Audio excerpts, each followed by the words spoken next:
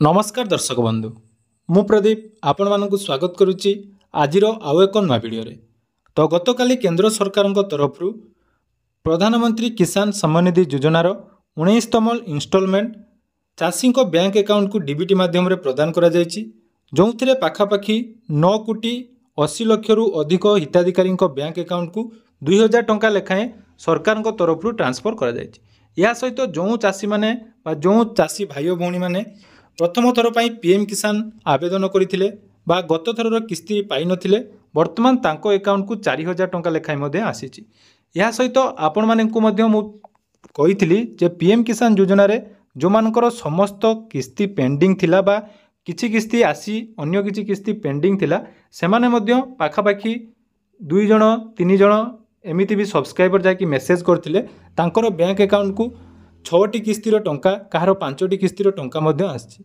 किंतु बहुत सारा कमेंट वर्तमान रोची जे पूर्वर पीएम किसान ले आपण माने टंका पाउथिले किंतु वर्तमान जाकि से टंका पाई नांती तार सॉल्यूशन कौन। गतकाली मु गोटे वीडियो माध्यम आपण मानकु कहितली अपेक्षा करिया पई आज मध्य किछि हिताधिकारी बैंक अकाउंट रे टंका क्रेडिट हेछि किंतु बहुत सारा हिताधिकारी रही जाइछन्ती जो माने भी वर्तमान पीएम किसान योजना रे टंका पाई नांती। तेणु सेमानक पई आज रो वीडियो थी केमिति आपण माने पीएम किसान योजना काहेकि मिलला नहीं ताहा जानिबे केमिति ता सहित आपण मानकु गोटे टोल फ्री नंबर देवी जो टोल फ्री नंबर आपण माने कॉल करी निज निजर पीएम किसान योजनार कौन पाई टंका मिलला नहीं से विषय रे जानि परिबे। तेणु वीडियो को जमार स्किप न करी प्रथम शेष पर्यंत निहाती देखिए। चैनल को प्रथम थर विजिट करथिले वीडियो को लाइक करिवे चैनल को सब्सक्राइब करबा सहित पाखरे थिबा बेल आइकन को क्लिक करी ऑल सेट कर देबे। देखंतु पीएम किसान योजनार जो 19तम इनस्टॉलमेंट आसीबा पूर्वरु आपण मानकु मु किछि इंपोर्टेंट वीडियो जाकि शेयर करथिली जो थिरे जो मानकर एफटीओ प्रोसेस नो थिला बा ई केवाईसी कंप्लीट हे नथिला आपण मानकर पीएफएमएस स्टेटस रे यूआईडी प्रॉब्लम थिला तार गुटी गुटी सॉल्यूशन आपण मानक सहित वीडियो माध्यम रे शेयर करथिली। तेणु जो माने से वीडियो देखि निज निजर काम करिसंती वर्तमान जाकि से माने 100% टंका पाइचंती एवं जो माने गत काली ठारू बारंबार वीडियो रे कमेंट करचंती जे हमर कोन पई टंका आसिला नै तार मुख्य कारण कोन कोन रहिछि से विषय आज आम आलोचना करवा। प्रथम देखंतु प्रथम जो मुख्य कारण रही जे पीएम किसान न आसबार प्रथम है आपणकर ई केवाईसी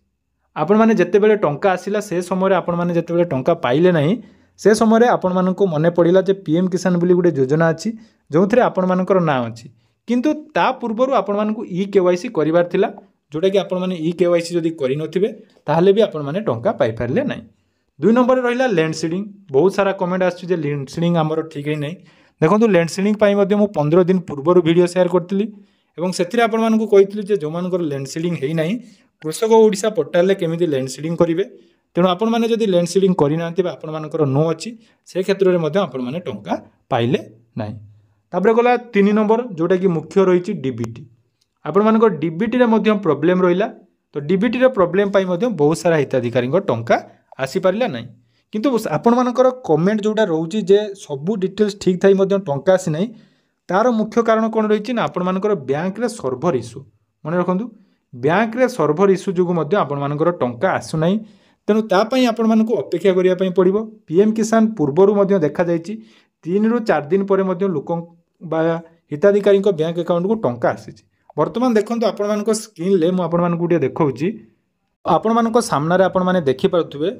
जड़े हिताधिकारी स्टेटमेंट मुझा कि आपको शो करुच्ची जहाँकि आपण मैंने जानवे जे मुझे जो कही जे हिताधिकारी माने 5टी किस्ती पाई एवं कौ बैंक रे पाई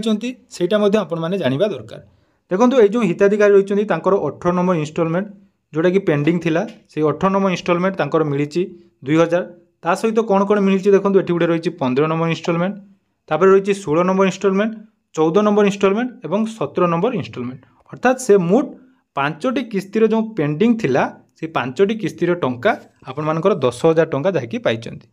तो यहाँ आपण मानकर कौ बैंक रे आसी ना पूर्वर जोटा कि आपण मानकु कहितली आईपीबीबी इंडिया पोस्ट पेमेंट बैंक रे जोटा कि डीबीटी रो पूरा मुख्य बैंक कहले किछि अतृप्ति होबो नहीं। तेणु डीबीटी रे तांकर जो प्रॉब्लम थिला से आईपीबीबी रे अकाउंट करथिले एवं देखंतु आपण मानक सामना रे देखिली जाकि 5टी किस्तीर मुठ 10,000 टंका तांको बैंक अकाउंट रे क्रेडिट हेछि। यही बहुत सारा लोक रही जो मानकर डीबीटी प्रॉब्लम थिला से माने एक्टिव कलापर जो सब कथा आपण मानकु कहितली से सब काम कलापर टंका जाकि तांको बैंक अकाउंट रे आसीची। या सहित आपण मानकर पीएफएमएस स्टाटसटा मुख्य रोचे। जदि आपण माने पीएफएमएस स्टाटस चेक करुँच तो से पीएफएमएस स्टाटस रे जदि आपण मानकर देखंतु सैंक्शन स्टाटस क्लोज होती ताहले आपण मानकर टंका जाकि निहाती आसीबो। हुए तो बैंक रे सर्वर इश्यू पई आपण मानकर टंका आसी पारि नाही। जो मानकर टंका आसी जायछि तांकर डिटेल्स एटी शो करथबो। जदि आपण मानकर टंका आसी नाही किंतु जदि सैंक्शनटा क्लोज हो जायछि मन रखंतु पीएफएमएस स्टाटस चेक कला परे जदि आपण मानकर सैंक्शन क्लोज लिखुछि ताले आपण मानकर टंका जाकि 15 तारिख भितर मध्य बा 15 दिन मध्य आपण मानकर बैंक अकाउंट रे टंका क्रेडिट हेई परियो। मन रखंतु एटा गुटे जोटा कथा म आपण मानकु कहली जे जदि आपण माने पीएफएमएस स्टाटस चेक करचंती आपण मानकर सैंक्शन क्लोज लिखुछि एवं आपण मानकर जोटा कि जदि एइठी पेंडिंग अछि जे क्रेडिट स्टाटस पेंडिंग अछि ताले आपण माने वेट करंतु सेटा आपण मानकर बैंक रो सर्वर इश्यू पई आपण माने टंका पाइ नांती। एवं जो मानकर टंका आसी जाइथिबो देखंतु तांको सामना रे एमिति पूरा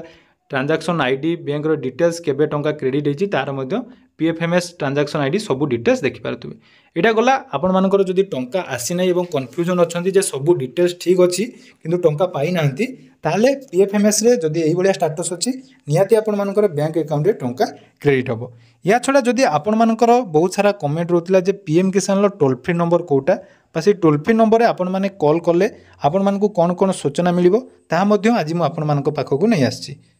जदि आपनकर संपूर्ण डिटेल्स ठीक थाई वर्तमान जदि टंका आसु नाही तेबे आपण माने हेल्पलाइन नंबर रे जाकी सूचना करि परिबे। तो चाषी को पई हेल्पलाइन नंबर देखंतु एडी तीनोटी रहिछि 155261 बा 01124300606 एटा को आपण माने स्क्रीनशॉट नै नियंतु आपण मानकु बहुत समय एटा हेल्प करिवो। नले सबुठारु बेस्ट हैला एटा देखंतु रहिछि किसान कॉल सेंटर जोटा कि 180018015551 मन रखु यही जो दुईटी आपण मानकु कॉल लागोनी कि एथिरे कॉल लगुच